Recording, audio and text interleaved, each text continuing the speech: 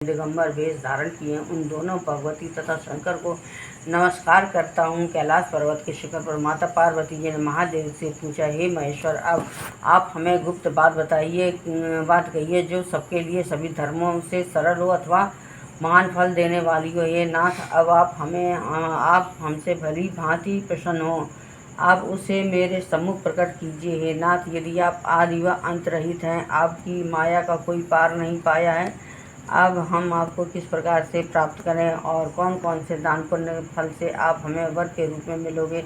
तब महादेव जी बोले, हे देवी सुनो, मैं उस व्रत को कहता हूँ जो परम गुप्त है अथवा मेरा सर्वस्व है। तारागणों में चंद्रमा, ग्रहों में सूर्य, वर्गों में ब्राह्मण और देवताओं में गंगा, पुराणों में महाभारत, वेदों में साम, इंद्रियों में मन श्रेष्ठ है। वैसे पुराण वेदों में भी इसका वर्णन है, जिसके प्रभाव से तुमको मेरा आसन प्राप्त हुआ है। हे प्रिय, वही मैं तुमसे वर्णन करता हूँ, अब सुनो। भादो मास के शुक्ल पक्ष की हस्त नक्षत्र तृतीया तीज के दिन इस व्रत का अनुष्ठान करने से सब पापों का नाश होता है। हे देवी सुनो, हिमालय पर्वत पर इस व्रत को तुमने किया था जो मैं सुनाता हूँ। पार्वती बोली, हे प्रभु, इस व्रत को मैंने किस लिए किया था यह सुनने की मेरी इच्छा है, तो कहिए। शंकर जी बोले, आर्यावर्त हिमाचल नामक एक पर्वत है, जहाँ अनेक प्रकार की भूमि अनेक प्रकार के वृक्षों से सुशोभित है, जिन पर अनेक प्रकार के पक्षीगण रहते हैं, अनेक प्रकार के मृग आदि जहाँ विचरण करते हैं, जहाँ देवता गंधर्वों सहित किन्नर आदि सिद्धजन रहते हैं, गंध वर्णगण प्रसन्नता पूर्वक गान करते हैं। पहाड़ों के शिखर कंचनमणि व दुर्ग आदि से सुशोभित हैं। वही गिरिराज आकाश को अपना मित्र जानकर अपने शिखर रूपी हाथों से छूता रहता है, जो सदैव से बर्फ से ढका हुआ है। गंगा के जल की कलकल ध्वनि से शब्दायमान होता रहता है। हे गिरजे, तुमने बाल्यकाल में उसी स्थान पर तप किया था। 12 साल नीचे को मुख करके धूम्रपान किया, तब फिर 64 वर्ष तुमने बेल के पत्रों का भोजन करके ही तप किया था। माघ के महीने में जल में रहकर तथा वैशाख में अग्नि में प्रवेश करके तप किया। श्रावण के महीने में बाहर खुले में निवास कर अन्न जल त्याग कर तप करती रही। तुम्हारे कष्ट को देखकर तुम्हारे पिता को चिंता हुई। वे चिंता तो रोज सोचने लगे कि मैं इस कन्या का किसके साथ वर्ण करूं। तब इस पर दैव योग से ब्रह्मा जी के पुत्र देवर्षि नारद जी वहां पर आए। नारद जी ने तुमको शैलपुत्री देखा तो तुम्हारे पिता हिमांचल ने देवर्षि को अर्ध पद्मासन देकर सम्मान सहित बैठाया और कहा कि हे मुनीश्वर, आज आपने यहाँ तक आने का कष्ट कैसे किया। आज मेरा अवभाग्य कि आपका शुभागमन हमें यहाँ पर हुआ, तो ये क्या आज्ञा है। तुम नारद जी बोले, हे गिरिराज, मैं विष्णु का भेजा हुआ यहाँ आया हूँ, तो मेरी बात ध्यान से सुनो। तुम अपनी लड़की को उत्तम वर प्रदान करो। ब्रह्मा, शिव, इंद्र आदि देवताओं में विष्णु के समान कोई नहीं है, इसलिए आप मेरे मन से अपनी पुत्री का दान विष्णु भगवान को दें। हिमांचल ने कहा, यदि भगवान विष्णुदेव स्वयं ही पुत्री को ग्रहण करना चाहते हैं और फिर इसी कार्य के लिए ही आपका आगमन हुआ है, तो मेरे लिए गौरव की बात है। मैं अवश्य उनको पुत्री दूंगा। हिमांचल की यह बात सुनते ही देवर्षि नारद जी आकाश में अंतर्ध्यान हो गए और शंख चक्र गदा पीताम्बर धारी विष्णु भगवान के पास जा पहुँचे। नारद जी ने हाथ जोड़कर भगवान विष्णु जी से कहा, हे प्रभु, आपका विवाह कार्य निश्चित हो गया है। हिमांचल ने प्रसन्नता पूर्वक कहा, हे पुत्री, मैंने तुमको गरुड़ध्वज भगवान विष्णु को अर्पण कर दिया है। पिता के वचनों को सुनते ही पार्वती अपनी सहेलियों के घर गई और पृथ्वी पर गिरकर अत्यंत दुखित हो विलाप करने लगी। उन्हें विलाप करते हुए देखकर सब सखियाँ बोली कि हे देवी, तुम किस कारण से इतना दुखी हो, हमें बताओ, हम अवश्य तुम्हारी इच्छा को पूर्ण करेंगे। तब पार्वती जी बोली, हे सखी, सुन, जो मेरे मन की अभिलाषा है अब वह मैं तुमको सुनाती हूँ। तब पार्वती जी बोली, हे सखी, महादेव को वरना चाहती हैं, इसमें संदेह नहीं है, किंतु मैं इस कार्य को पिताजी ने बिगाड़ना चाहा, इसलिए मैं आपके शरीर को त्यागना चाहती हूँ, अपने इस शरीर को त्यागना चाहती हूँ। तब पार्वती जी के ऐसे वचनों को सुनकर सखी ने कहा, हे देवी, जिस वन को पिताजी ने देखा ना हो तो वहाँ चली जाओ। तब पार्वती अपनी उस सहेली का वचन सुनकर ऐसे ही वन को चली गई। हे देवी, तब तुम्हारे से पूरा होगा, ऐसा सोचकर वह बहुत चिंतातुर और मूर्छित होकर गिर पड़े। तब सब लोग हाहाकार करते हुए दौड़े और मूर्छा नष्ट होने पर गिरिराज बोले कि हमें अपनी मूर्छा का कारण बता। हिमांचल बोले, मेरे दुख का कारण यह है कि मेरी रत्न रूपी कन्या का कोई हरण करके ले गया है, या सर्प ने डस खाया है, अथवा किसी या बाघ व्याघ्र ने उसे मार डाला है, न जाने कहाँ चली गई है, या उसे किसी राक्षस ने मार डाला है। इस प्रकार यह कहकर गिरिराज दुखित हो इस तरह कांपने लगे जैसे कि तीव्र वायु चलने से कोई वृक्ष हिलता हो। तत्पश्चात पार्वती जी तुमको गिरिराज सखियों के साथ वो घने जंगल में ढूंढने के लिए निकले। सिंह व्याघ्र आदि हिंसक जंतुओं के कारण वन बहुत ही भयानक प्रतीत होता था। तुम भी सखी के साथ घूमती हुई भयानक जंगल में एक नदी के तट पर एक गुफा में पहुंची। इस गुफा में तुम अपनी सखी के साथ प्रवेश कर गई, जहां पर तुम अन्नदान करके बालू का लिंग बना करके मेरी प्रार्थना और आराधना करती रही थी। उसी स्थान पर भद्रपद मास की हस्त नक्षत्र युक्त तृतीया के दिन तुमने मेरा विधि विधान से पूजन किया। तब रात्रि में मेरा आसन और मैं उस स्थान पर आ गया जहाँ पर तुम और तुम्हारी सखियाँ दोनों थी। मैंने आकर के तुमसे कहा कि मैं तुमसे प्रसन्न हूँ, तुम मुझसे वरदान मांगो। तब तुमने कहा कि हे देव, यदि तो आप महादेव जी मेरे पति हों। मैं तथास्तु ऐसा होगा यह कहकर कैलाश पर्वत को चला गया। तुमने प्रभात होते उस बालू की प्रतिमा को नदी में विसर्जित कर दिया। हे सुबह तुमने वहाँ पर अपनी सखियों के सहित इस व्रत का पारायण किया। इतने में हिमवान भी तुम्हें ढूंढते ढूंढते वहीं उस वन में आ पहुँचे। वह तुमको चारों ओर न देखकर मूर्छित होकर जमीन पर गिर पड़े। उसी समय दो कन्याओं को नदी तट पर देखा, तब वे तुम्हारे पास आ गए और तुम्हें हृदय से लगा करके वे रोने लगे और बोले, हे पति, तुम इस सिंह व्याघ्र युक्त यहाँ घने जंगल में क्यों चली आई? तब पार्वती जी बोली, तुमने कहा, हे पिताजी सुनिए, मैंने पहले ही अपना शरीर शंकर जी को समर्पित कर दिया था, किंतु आपने इसके विपरीत कार्य किया था, इसलिए मैं वन से चली आई। ऐसा कहकर यह सुनकर विमान ने फिर तुमसे कहा कि मैं तुम्हारी इच्छा के विरुद्ध यह कार्य नहीं करूँगा। तब वे तुमको लेकर घर आए और तुम्हारा विवाह हमारे साथ कर दिया है। प्रिय, उसी व्रत के प्रभाव से तुमको यह मेरा अर्धांग प्राप्त हुआ। इस व्रत के राज का अभी तक किसी के सम्मुख वर्णन नहीं किया।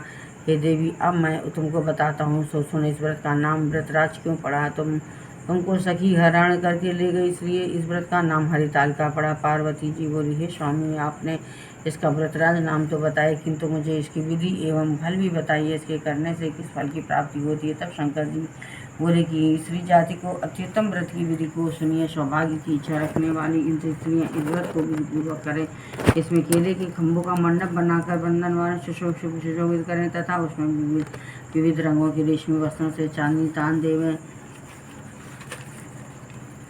चंदन आदि सुगंधित द्रव्यों से लेपन आदि करके स्त्रियाँ एकत्र शंख भेरी मृदंग बजाएं, विधि पूर्वक मंगलाचार तथा गीतवाद के साथ गौरी और शंकर जी की काले प्रतिमा को शरीर में स्थापित करें। फिर शिव पार्वती जी का गंध पुष्प धूप से विधि पूर्वक पूजन करके अनेक प्रकार की नैवेद्य मिठाइयों का भोग लगावें और रात को जागरण करें। नारियल व सुपारी, ज्वारी, नींबू, लौंग, अनार, नारंगी आदि फलों अथवा फूलों को एकत्रित करके ही धूप दीप आदि मंत्रों द्वारा पूजन करें। फिर मंत्र उच्चारण करके शिवा से लेकर उपेयाशय तक के मंत्र से प्रार्थना करें। अब प्रार्थना मंत्रार्थ यह है कि कल्याण स्वरूप शिव हैं, मंगल रूपे महेश्वरी हैं। हे शिवे, आप हमें सब कामनाओं को देने वाली कल्याण रूपे हो, तुमको नमस्कार है। कल्याण स्वरूप माता पार्वती जी, हम आपको बारंबार नमस्कार करते हैं और श्री शंकर जी को भी हम सदैव नमस्कार करते हैं। हे रूपिणी, जगत का पालन करने वाली माता जी, आपको बारंबार नमस्कार। हे सिंहवाहिनी, मैं सांसारिक भय से व्याकुल हुई, मेरी रक्षा करो। हे महेश्वरी, मैंने इसी अभिलाषा से आपका पूजन किया। पार्वती माता, हमारे ऊपर प्रसन्न होकर मुझे सुख और सौभाग्य प्रदान कीजिए। इस प्रकार मंत्रों द्वारा उमा सहित शंकर जी का पूजन करें तथा विधि विधान सहित कथा सुनकर गौ वस्त्र तथा आभूषण ब्राह्मण को दान करें। इस प्रकार पति पत्नी दोनों एकाग्रचित होकर पूजन करें। आभूषण वस्त्र आदि के संकट द्वारा ब्राह्मणों को दक्षिणा दें। हे देवी, इस प्रकार का व्रत करने वालों की सभी पाप नष्ट हो जाते हैं। फिर वह 7 जन्म राज सुख और सौभाग्य को भोगती हैं। जो स्त्रियाँ इस तृतीया के दिन अन्नाहार करती हैं, वह 7 जन्म तक वंध्या तथा विधवा होती हैं। जो स्त्री इस व्रत को नहीं करती हैं वह धन और पुत्र सुख से अधिक दुख भोगती हैं तथा घोर नरक में जाकर कष्ट को पाती हैं। इस दिन अन्नाहार करने वाली सभी शुक्री, फल खाने वाली सभी वानरी तथा जल पीने वाली टिटहरी, शरबत पीने वाली जोंक तथा दूध पीने वाली सर्पिणी होती है। मांस खाने वाली बाघनी, दही खाने वाली बिल्ली, मिठाई खाने वाली तथा सब चीज़ खाने वाली मक्खियों का जन्म पाती हैं। और सोने वाली अजगरी, पति को धोखा देने वाली धोने वाली का जन्म पाती हैं। पति को धोखा देने वाली का जन्म पाती हैं। स्त्रियों को परलोक सुधारने के लिए यह व्रत करना चाहिए। व्रत के दूसरे दिन उनका पारायण करने के पश्चात चांदी, सोना तथा तांबा या कांसे के पात्र में ब्राह्मण को अन्नदान करना चाहिए। इस व्रत को करने वाली स्त्रियां मेरे समान पति को पाती हैं, मृत्यु लोक में पार्वती जैसे स्वरूप को प्राप्त करती हैं और जीवन के सांसारिक सुखों को भोगकर परलोक मुक्ति को पाती हैं। हजारों अश्वमेध यज्ञों के करने से जो फल मिलता है वही मनुष्य को इस कथा के सुनने से ही प्राप्त होता है। हे देवी, मैंने तुम्हारे सम्मुख इसके करने से निसंदेह मनुष्य के समस्त पापों का भी नाश हो जाता है। व्रत का समाप्त हुआ।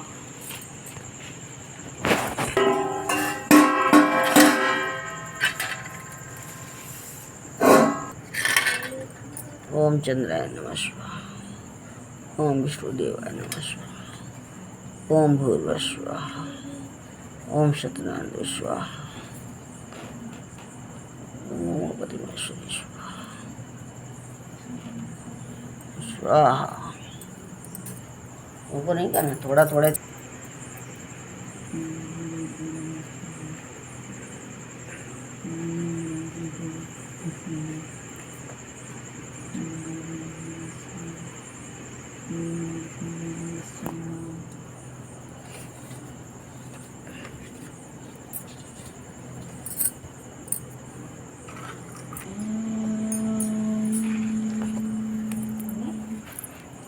ओम भारती नमः।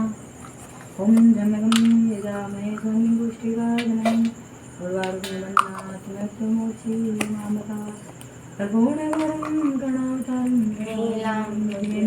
ओम जय शिव हरि शिव ओंकार ब्रह्मा विष्णु सदा अर्धांगी धारा।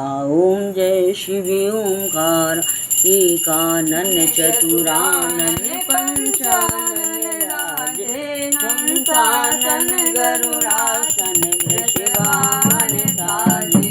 ओम जय शिव ओंकार अष्टभुज चार चतुर भुज दश भुज ते सोए।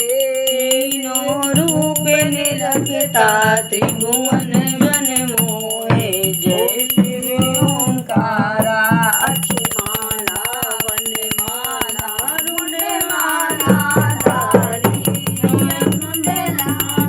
धारी चंदन मृग मंद सोहे। चंदा वाले शुभकारी।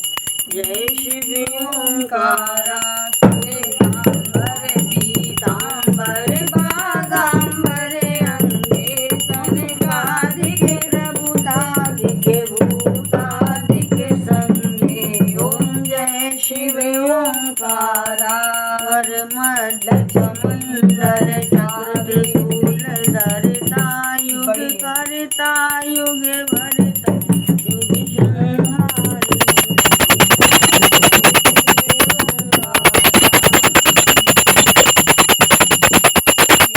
गणेश जय गणेश जय गणेश देव माता जय गणेश।